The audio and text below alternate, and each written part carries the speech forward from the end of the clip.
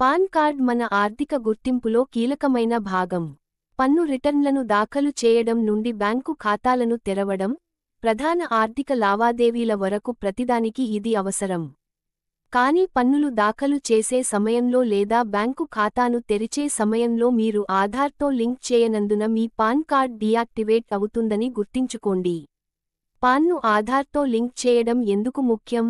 మీరు ఇంకా మీ పాన్ కార్డును ఆధార్తో లింక్ చేయకపోతే, త్వరగా చేసుకోండి. ఆదాయపు పన్ను శాఖ దీనికి డిసెంబర్ 31, 2025 గడువును నిర్ణయించింది. ఈ తేదీ తర్వాత మీ పాన్ కార్డ్ జనవరి 1, 2026 నుండి డీయాక్టివేట్ అవుతుంది. ఒక చిన్న నిర్లక్ష్యం మీ ప్రధాన ఆర్థిక ప్రణాళికలకు ఆటంకం కలిగించవచ్చు. అందుకే ఈ ప్రక్రియను సకాలంలో పూర్తి చేయండి. మీరు ఇంకా ఈ ముఖ్యమైన పని చేయకపోతే ఆలస్యం చేయకండి. మీ పాన్ను ఆధార్తో లింక్ చేయడానికి కొన్ని నిమిషాలు మాత్రమే పడుతుంది.